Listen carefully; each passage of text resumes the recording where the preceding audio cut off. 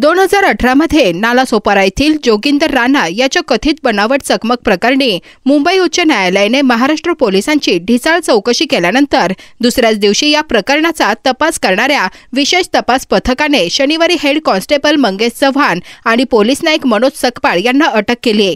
तुळींज पोलिसांनी गेल्या वर्षी ऑगस्टमध्ये भारतीय दंड संहितेच्या कलम 302 आणि 201 अंतर्गत गुन्हा दाखल करून त्यांना दंडाधिकारी न्यायालयात हजर केले आणि 11 मार्चपर्यंत पोलीस कोठडी सुनावली. शुक्रवारी न्यायमूर्ती रेवती मोहिते डेरे आणि मंजुषा देशपांडे यांच्या खंडपीठाने 2018 मध्ये ठाणे पोलीस आयुक्त जयजीत सिंग यांच्या नेतृत्वाखाली SIT स्थापन केल्यापासून कोणतीही महत्त्वपूर्ण प्रगती न झाल्याबद्दल अधोरेखित करून तपासाच्या प्रगतीबद्दल तीव्र असंतोष व्यक्त केला होता.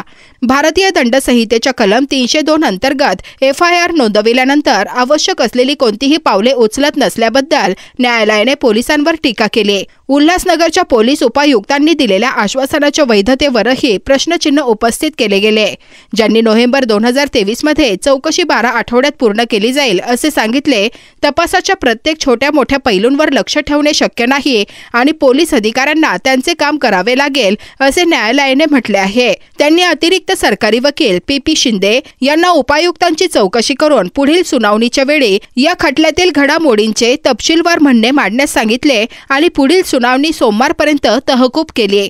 जोगिंदर राणाचा भाऊ सुरेंद्र राणा याने 2018 मध्ये सेंट्रल ब्युरो ऑफ इन्व्हेस्टिगेशन चौकशी किंवा न्यायालयाच्या देखरेखीखाली चौकशीची मागणी करण्यासाठी न्यायालयात याचिका केल्यानंतर नालासोपारा बनावट चकमक प्रकरणाने जोर पकडला.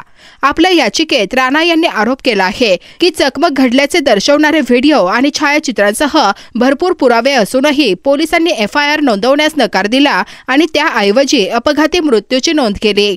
पालघरच्या पोलीस अधीक्षकांनी मात्र जोगिंदर राणा यांच्यावर गोळ्या झाडणाऱ्या 2 पोलीस कर्मचाऱ्यांनी त्यांच्यावर हल्ला केल्यानंतर बदला म्हणून असे केले असा दावा केला. त्यांनी जोगिंदर राणा विरुद्धच्या अनेक खटल्यांचाही संदर्भ दिला.